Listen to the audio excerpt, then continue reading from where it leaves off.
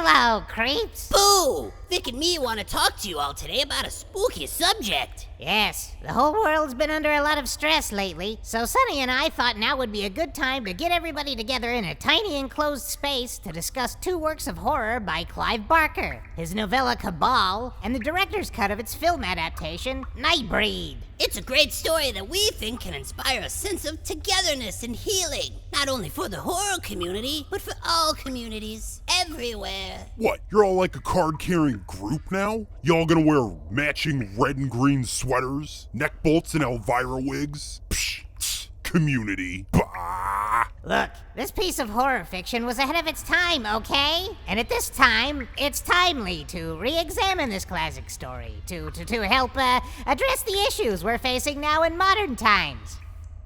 Hi.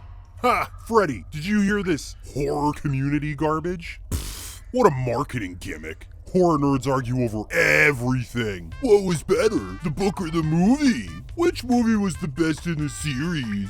What's scarier? What's grosser? Who has the sexiest murder weapon? Seems like horror fans are a little too contentious to be considered a community. And in my experience, people get pretty touchy over their opinions. Like, when I get in an argument and things turn serious, I really don't know what to do but stare the guy down, then yank his guts out like party streamers and start chewing on him. Well, that's what passion is, isn't it? Diving into the genre, developing an opinion, and expressing your point of view to other people who might give a crap. Not so much the disemboweling part, though. Look, the horror community is real, and it's bigger than ever. Horror media hardly ever gets the respect it deserves, and by its own nature, the genre attracts a fandom of societal misfits. But interest in horror has endured because, well, the world has a way of making everybody feel like a misfit sometimes. How many of you creeps out there use horror stories as comfort food?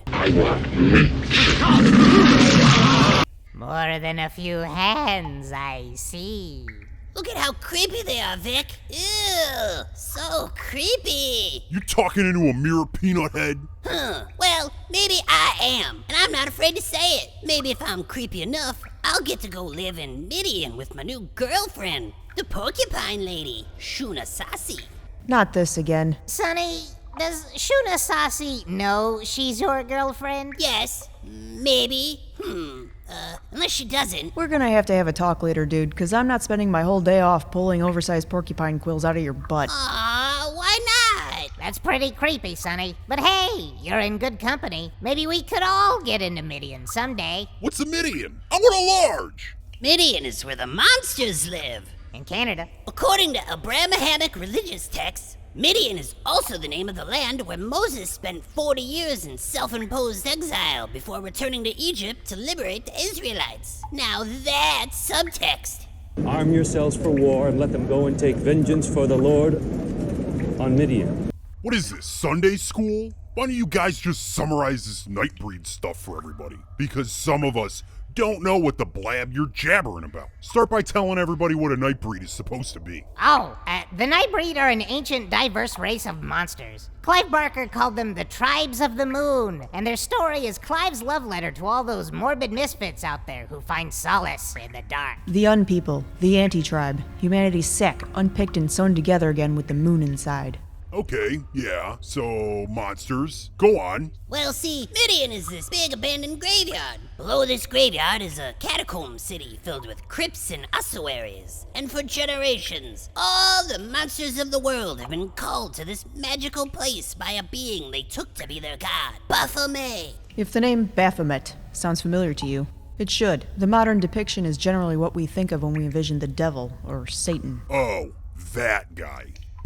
Mr. Clive represents Baphomet as a gigantic, dismembered corpse, both human and not, as weak as it is powerful, preserved in torment by a column of freezing flame. You lost me. If Baphomet is the lawgiver, then Lylesburg is the guy who writes it all down and keeps track of it. He also baptizes new citizens of Midian on behalf of the god. Because apparently you can't just waltz into Baphomet's chamber and ask him what's on his mind without wearing an extra-strength splash guard.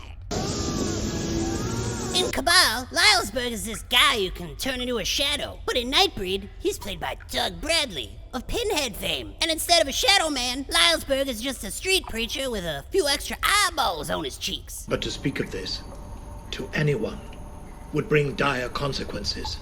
What is that, a threat? Not to you, to us. He appears to be a figure of great authority, but in both interpretations of the story, he ends up being a passive character. It's Baphomet's will! Lylesburg is symbolic of the gatekeeper of the tribe. The guy who is the knower of the laws, but you can literally just walk right through him and do whatever you want. I'm gonna go find Boone. And I don't think you're gonna try and stop me. No reason to listen to that guy. Okay, so you got this big multicultural society of monsters, right? With all these cool, superhuman, supernatural abilities, but everyone has to live below ground in musty old Canada, led by pussy-faced Willie Nelson, and they all gotta worship a blender full of goo? Sounds like weak sauce to me. Look at that thing. You could slather that in weak sauce and put it on a kebab. Come on. Well, there's an indication that the monsters once coexisted with humanity for a long time. But as their numbers grew, the humans became more intolerant. Jealous. Yeah, jealous of how unique and special the monsters were. So they developed this underground militia of good old boys called the Sons of the Free. Now you've come to the wrong town. While the militia of killer rednecks and crooked cops trope is pervasive in modern culture, usually for good reason, the Sons of the Free aren't the only enemies of the Nightbreed. Hashtag fake news. Though they are walking stereotypes for a specific kind of crappy human behavior, the Sons of the Free are really the symbol of structured human intolerance qua intolerance. Qua? I think Vic's saying that the Sons of the Free are a modern representation of the angry mob that storms the Gothic castle with torches and pitchforks, led on by the law, clergy, the witchfinders, and the inquisitors. Precisely! Systemic intolerance has endured across all time periods, wherever your silly human institutions have existed. For what is human culture but an eternal struggle to get that weirdo over there to stop dancing like that? The persecution stuff can come off as melodramatic, as Mr. Clive's work sometimes does, but I just think that serves to elevate the fantasy. You call us monsters, but when you dream of flying and changing. Nightbreed are like the old, classic monsters of the 30s, the monsters of folklore and fairy tales. They're the wild, mystical beings of mythology that have always captured the human imagination. From the man himself. Essentially, I think the book's about the clash between 19th century and 20th century monsters. The 20th century monster is perfectly embodied by the psychotic, soulless serial killer. When I talk about the 19th century monsters, I think I use them without a trace of the pejorative. The world-weary vampire and the shapeshifter are figures that have shamanistic power. They are images that are associated with the demoniacal because we give them that place in society. I'm not entirely convinced that they would be considered monsters in any healthy society. They would be seen as extensions of our appetite, extensions of what is fantastical and extraordinary. Clive created the Nightbreed because he felt the slasher craze of the 80s was indicative of a rather disappointing turn in popular culture. Ironically, in his deconstruction of the trope, Clive creates perhaps one of the greatest slasher villains ever. Whoa, sweet button-face mask. But I see the worth in what he's trying to do. What's Chive Baker's deal with slashers anyway? Who doesn't love a good slashing? I even love saying the word, slash. I love slashers too. Slash! I mean, yeah! I gotta be in a mood. Clive Barker's opinion of slashers kinda mirrors my own. It's not all that imaginative to just slap a mask on a psycho, give him something sharp, and follow him around with a camera while he hacks up sexy teens for barbecue. But... I know, there are innovative, interesting slasher movies, and I know they can be mindless fun, but the bulk of them are pretty standard and forgettable. Consider the time when Cabal came out, right at the end of the 80s. The era of the slasher flick. Clive saw the splatter trash craze as not only boring, but evidence that we'd grown cynical, enjoying murder and madness as cold spectators, caring little for what happens to the characters, only interested in the various ways a person could be killed. We became too desensitized and removed. No way! Not even! I mean, kinda. Maybe a little. Clive said he's trying to see the living from the point of view of the dead with Nightbreed, and I think that means he wants us to sympathize with the monsters, not just as voyeurs of violence in the way of the typical 80s slasher. He's saying, okay, you love these monsters, but why? Well, I'm glad you asked, Freddy, because that question brings us to Boone, aka Cabal, the protagonist of Nightbreed. He's a troubled dude with a history of mental illness and a cool, sweaty jacket. He's incredibly sweaty. Yeah, and he's so fucking sweaty. I'll be there. I think he works in one of those music video spark factories from back in the 80s. Now, I see Boone as the average horror fan, and a representation of humanity's fascination with horror and dark fantasy. More than fascination. Boone dies and comes back as a monster himself. Many of the human characters do, but Boone is special. He's chosen by Baphomet to be the torchbearer for the Nightbreed, and they come to see him as a kind of messiah. I knew you'd come. I was waiting. A position that feels more like a burden to him than anything, and he fills the role only out of guilt. It's actually pretty sweet being an icon to legions of zombie slaves. I mean, fans. But it can be a tough gig. Boone is accepted into the Nightbreed, who, only a few days before, tried to eat him. He's absolved of his sins, real and imagined, given the gift of eternal-ish life, and cool new monster powers. Then he screws everything up, and it leads to the destruction of his newfound community. He hasn't saved us. He's destroyed us. Baphomet tells him, hey, since this is your fuck-up, you gotta hide me from my enemies and find us a new place to squat. So Boone's granted his mortality back, which makes him fragile, but he's also given the gift of procreation, meaning he's charged with purpose, i.e., the purpose of saving the breed from extinction. That's a pretty hefty burden. Hefty bonin', you mean? Listen to this part of the book where Baphomet gives Boone his new name. Boone opened his mouth to draw breath, and the fire coursed down his throat and into his belly and lungs, then through his whole system. It carried his new name with it, baptizing him inside out. He was no longer Boone. He was Cabal, an alliance of many. An alliance of many. Does that remind you of anything, Lord Vapula? Huh? Like a community of sorts? Don't touch me. Okay, so what, aside from being a clammy screw-up, makes this Boo guy so special?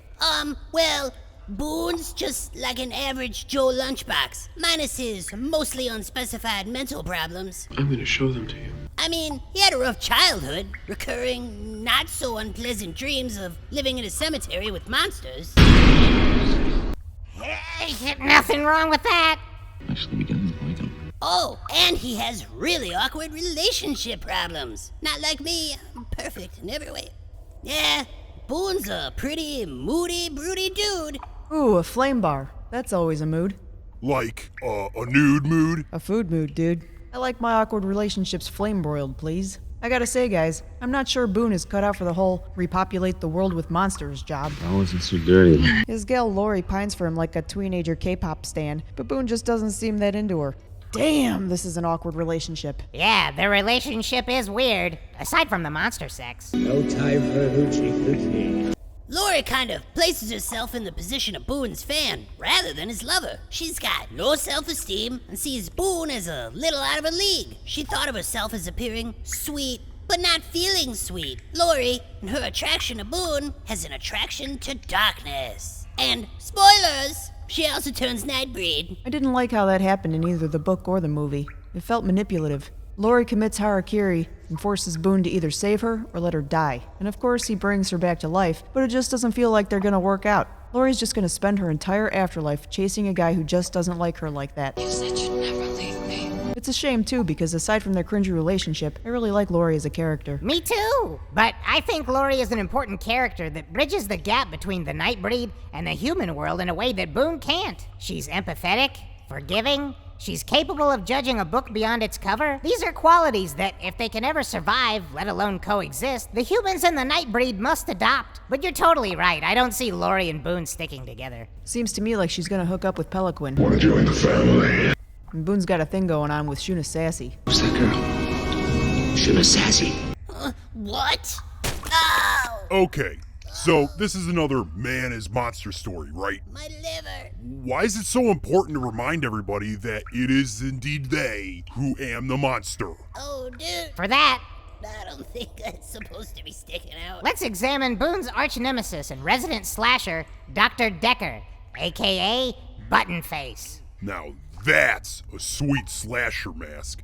Reminds me of Coraline. David Cronenberg? Why, he's Canada's most beloved pervert. You gotta admit, Freddy, for not being a fan of slashers, Mr. Clive sure made a good one here. It's quicker that way. Dr. Decker is a perfect antagonist for Boone. On the surface, Decker is calm, intelligent, rational, in total control of himself compared to poor, mad, sweaty Boone. He's caring and compassionate. He's got good fashion sense. Yeah, he's, just got that one little personality quirk of slaughtering entire families for lols.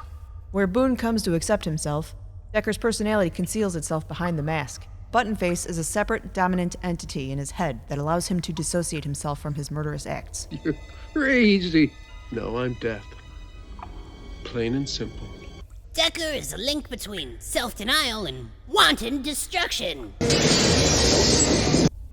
Clive makes it a point to mention that Decker kills indiscriminately and with great cruelty. A lot of folks were confused by Nightbreed when it came out, not just because it was marketed as something more akin to a slasher film than the dark fantasy it was, but also because the idea of the relatable monster hero is tough to swallow. Never mind that they're ugly, monsters do indeed do bad things.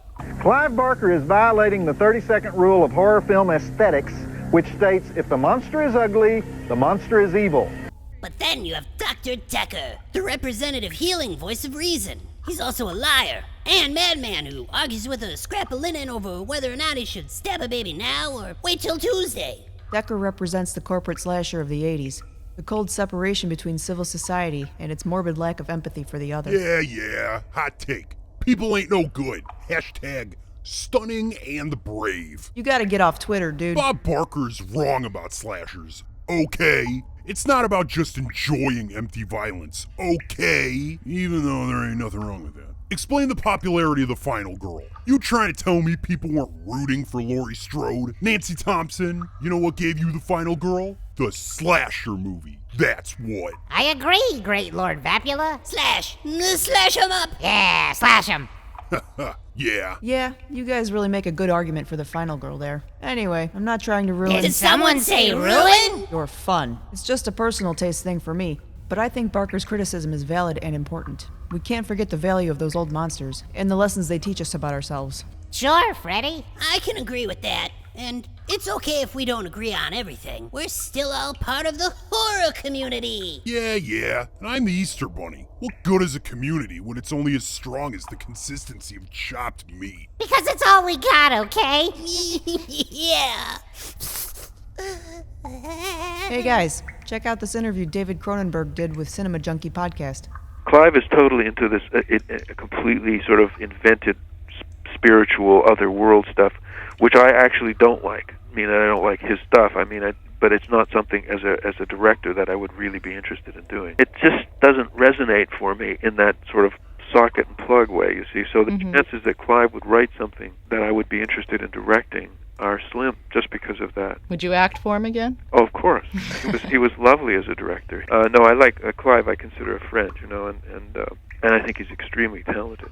Wow! See guys, here's one horror icon saying he isn't all that crazy about the work of another, but they're still friends and still willing to work together. You can still have a shared interest and disagree without it leading to a disemboweling. Hey! You're right. We should strive to be more like Mr. Clive and Mr. David. Yeah, those guys are almost polar opposites in terms of approaching the idea of horror. There must have been some disagreements between the two when they worked together, but the tension between them and the synthesis of their styles created something really cool. You couldn't have had that kind of result without such a dynamic collaboration of artists. Death everywhere and you and me in the middle. And that should really teach us all something about what a community really is.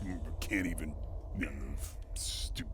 For you see, as the parable of Cabal has shown us, allowing our differences to divide us serves only to destroy us. We deny our true selves by giving in completely to the service of one doctrine or another, one ideal, one savior. The end result is dogmatic persecution and murderous envy. Check out this little bit at the end of Cabal here. Their liberator would come eventually, if they only could survive the wait. Few had any clue as to the shape he'd come in, but all knew his name. Cabal, he was called, who unmade Midian. Their prayers were full of him. On the next wind, let him come. If not now, then tomorrow. They might not have prayed so passionately, had they known what a sea change his coming would bring. They might not have prayed at all, had they known they prayed to themselves. I think that's a real important statement he's making here, especially since this passage is talking about the fearful life the Nightbreed are forced to live in order to survive. I think Clive is trying to ask all of us carrying the spark of creativity inside of us to stop looking for some icon to save us, but to have the strength to be ourselves. You're not cattle, for Christ's sake. Cabal was given the gift of both mortality and procreation, so we can assume that he's out there now, amongst the humans in the daylight, throwing his sweaty boner around, and making all kinds of human Nightbreed offspring. Romantic. So although Mr. Clive saw tough times ahead for the persecuted, he knew that eventually society would come around to accepting itself. Yeah, well, either that or systematically destroy itself, yes. And let's be fair, as terrible as human history has been, there have been so many landmark moments of grace and freedom, so who knows? Maybe one day, the Earth will become the diverse, harmonious nightmare world of ghoulish monsters we know it truly is deep down. Well, both Cabal and Nightbreed end in a way that opens the door for an extended universe. I've heard the comic books ain't bad, and the artwork looks great. Also, Clive Barker's attached to the production of a Nightbreed series, directed by Michael Dougherty. It could be good. I'd definitely give it a chance. So, which did you guys like better, book or movie? Movie. Book for sure. Movie. Yeah, but Nightbreed is definitely underrated. The movie. According to Mr. Clive, the film was mutilated and misrepresented by Morgan Creek Productions. Clive said the head of marketing at Morgan Creek didn't even finish the movie because it, quote, disgusted and distressed him. I'm going to take this opportunity to ask a personal question. Do you feel that... 7.5 inches. Nightbreed is hardly a perverse gore fest, especially compared to something like Hellraiser. It's a horror fantasy. Makes you wonder what was so objectionable to that marketing exec. Fun for the whole family! Morgan Creek and 20th Century Fox marketed Nightbreed as just another slasher movie. The trailer was rejected by the MPAA 12 times and was only accepted once they removed all the monster footage from the trailer for their monster movie. To top it off, the studio refused to show the film to critics. And critics just love to be snubbed and ignored, so you can guess the kind of early reviews Nightbreed received. It was like they wanted to sabotage this movie from the get-go. And I think maybe, even though the suits didn't understand its heavy-handed subversiveness, they still got the feeling that the movie was a critique against them and their bland corporate conformism. Ugh, spit! I just feel as though there's always going to be a reluctance when it comes to celebrating the odd and the strange. And this is a movie which celebrates everything that we are, and that the people who run big movie corporations are not. The whole ordeal left Clive heartbroken, and while the lengthy Cabal cut restored content from the theatrical film, it wasn't until 2014 that a director's cut was finally released. And it's pretty good. We recommend you check it out. It's not Clive's best film. It's a little dated, but never boring and full of heart. Like the classic monster movies of old. Great double feature with, say, Lord of Illusions, if you and your friends want to have a Clive Barker movie night. But don't forget to read the book, if you know how to read. Its message is so relevant it hurts. We think it'll resonate with a lot of people now in our divisive modern times. Commies, freaks, are third world Y chromosome mutants. We are their sons of the free. Yeah, and we hope this video helps to supplement that message. The future is uncertain. If you humans truly believe in the spirit of Ubuntu. The spirit of Ubuntu. Note, South African, noun, Ubuntu, a quality that includes the essential human virtues, compassion, and humanity.